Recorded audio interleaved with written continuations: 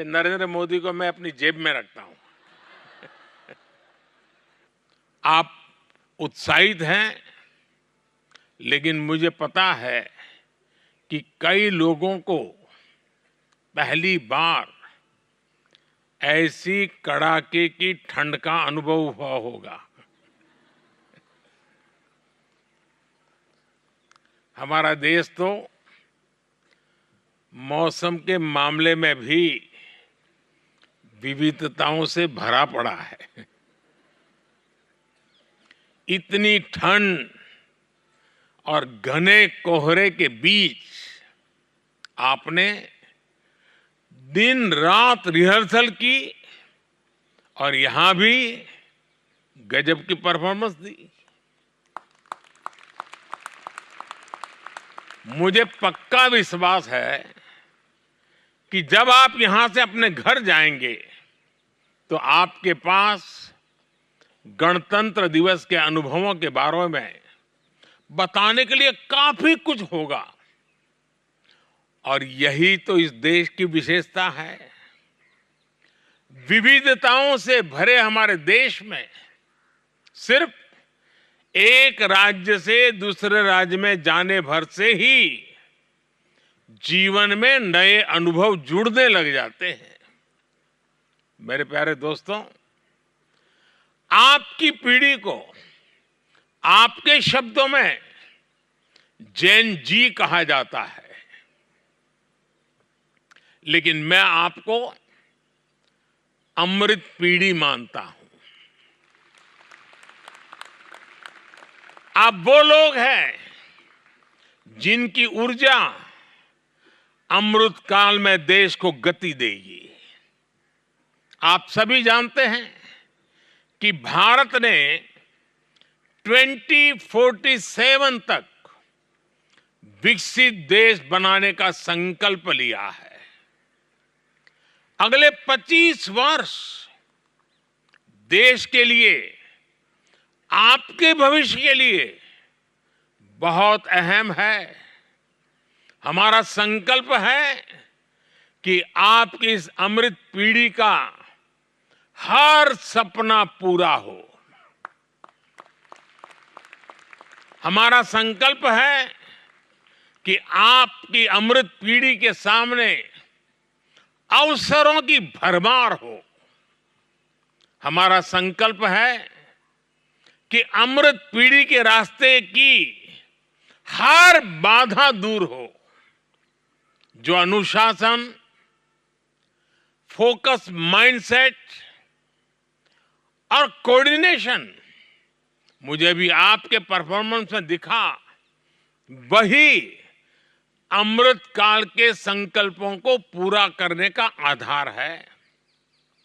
साथियों, अमृत काल की इस यात्रा में आप मेरी एक बात हमेशा याद रखिएगा कि जो करना है वो देश के लिए करना है।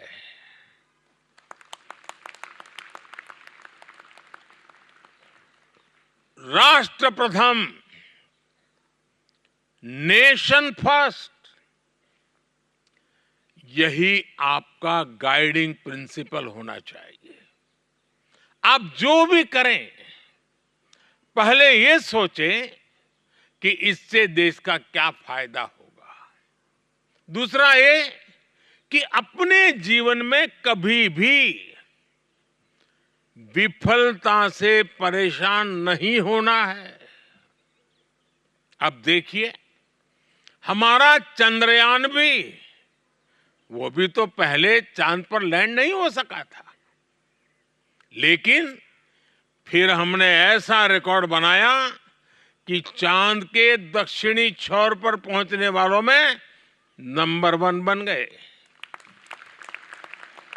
इसलिए हार हो या जीत, आपको निरंतरता बनाए रखनी है। हमारा देश बहुत बड़ा है, लेकिन उसे छोटी छोटी कोशिशें ही कामयाब बनाती है। हर छोटे प्रयास का महत्व है, हर तरह का योगदान महत्वपूर्ण है। मेरे नौजवान साथियों, आप मेरी सबसे बड़ी प्राथमिकता है। आप में दुनिया को नेतृत्व देने की क्षमता है। मैंने लाल किले से कहा था, यही समय है, सही समय है। ये आपका समय है। यही समय आपका और देश का भविष्य तय करेगा। आपको अपने संकल्पों को मजबूती देनी है ताकि विकसित भारत का लक्ष्य हासिल हो सके। आपको अपने ज्ञान का विस्तार करना है ताकि भारत की मेधा दुनिया को नई दिशा दे सके। आपको अपनी क्षमताएं बढ़ानी है ताकि भारत विश्व की चुनौतियों को हल करने में महत्वपूर्ण भूमिका निभा सके। सरकार अपने युवा साथियों के साथ कदम से कदम मिलाकर चल रही है। आपके लिए आज अवसरों के नए मार्ग खोले जा रहे हैं। आपके लिए आज नए सेक्टर्स में मौके बनाए जा रहे हैं। आपके लिए स्पेस सेक्टर में आगे बढ़ने के नए रास्ते बनाए जा रहे हैं। आपके लिए ईज ऑफ डूइंग बिजनेस पर जोर दिया जा रहा है। आपके लिए रक्षा क्षेत्र में प्राइवेट सेक्टर की जगह बनाई गई है। आपके लिए नेशनल रिसर्च फाउंडेशन को स्थापित किया गया है। 21वीं सदी में आपको किस तरह की आधुनिक शिक्षा की आवश्यकता होगी, हम इस पर फोकस करते हुए काम कर रहे हैं। हमने देश के एजुकेशन सिस्टम में रिफॉर्म किया है। आज आपके पास अपनी मातृभाषा में हायर एजुकेशन पाने का अवसर है। आज आपके सामने किसी स्ट्रीम या सब्जेक्ट से बंधे रहने की बाध्यता नहीं है। आप कभी भी अपनी पसंद का विषय चुनकर पढ़ाई कर सकते हैं। आप सभी को रिसर्च और इनोवेशन से ज्यादा जुड़ना चाहिए।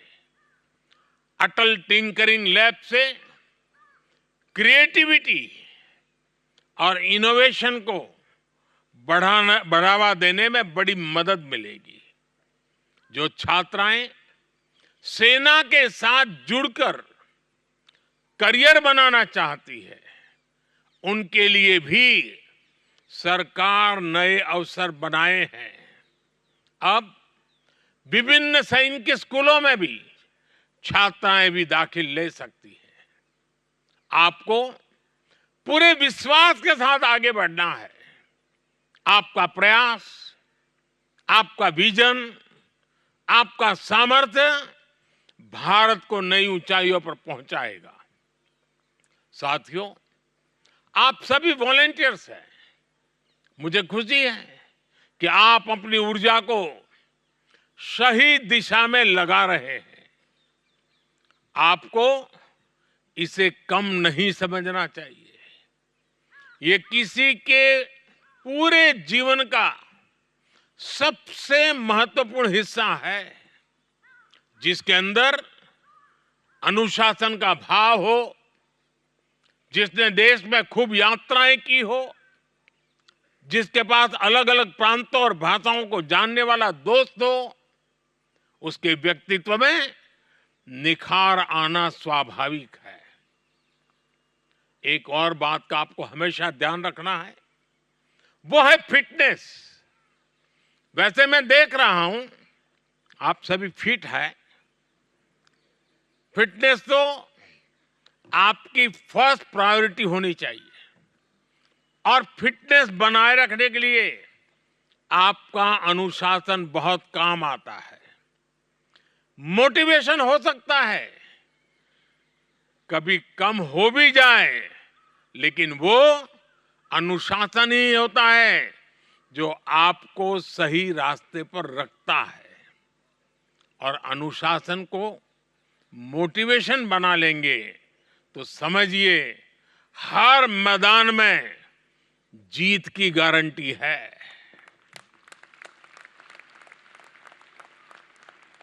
साथियों, मैं भी आपकी तरह एनसीसी में रहा हूं, एनसीसी से ही निकला हूं। आपके बीच मैं उसी रास्ते से आया हूं। मैं जानता हूं कि एनसीसी, एनएसएस या कल्चरल कैंप जैसी संस्थाएं युवाओं को समाज और नागरिक कर्तव्यों के प्रति जागरूक बनाती हैं। इस कड़ी में देश में एक और संगठन का निर्माण किया गया है। इस संगठन का नाम है माय युवा भारत। मैं आपसे कहूंगा कि आप सभी माय भारत वॉलंटियर्स के रूप में खुद को रजिस्टर करें। माय भारत की वेबसाइट पर ऑनलाइन विजिट करें। साथियों, गणतंत्र दिवस के इस समारोह के दौरान आपको लगातार ऐसे कार्यक्रमों में जाने का अवसर मिलने वाला है। परेड में भागीदारी के अलावा आप सभी कई ऐतिहासिक स्थानों पर भी जाएंगे और कई एक्सपर्ट से भी मिलेंगे। यह एक ऐसा अनुभव होगा जो आपको पूरे जीवन याद रहेगा। हर वर्ष जब भी आप गणतंत्र दिवस की परेड देखेंगे, आपको ये दिन जरूर याद आएंगे। ये भी याद आएगा कि मैंने आपसे कुछ बातें कही थी। इसलिए मेरा एक काम जरूर करिएगा। करेंगे? जरा हाथ ऊपर करके बताइए। बेटियों की आवाज तेज है, बेटों की कम है। करेंगे? अब बराबर है। अपने अनुभव को कहीं किसी डायरी में जरूर लिखकर रख लीजिएगा। और दूसरा, गणतंत्र दिवस से आपने क्या सीखा, ये मुझे आप नमो ऐप पर भी लिखकर या वीडियो रिकॉर्ड करके भेजिएगा। भेजेंगे? आवाज दब गई। नमो ऐप के माध्यम से आज की युवा पीढ़ी मुझसे लगातार जुड़ी रह सकती है। और आप भी जेब में जब आपका मोबाइल रखेंगे ना, तो आप दुनिया को कह सकते हैं कि नरेंद्र मोदी को मैं अपनी जेब में रखता हूं।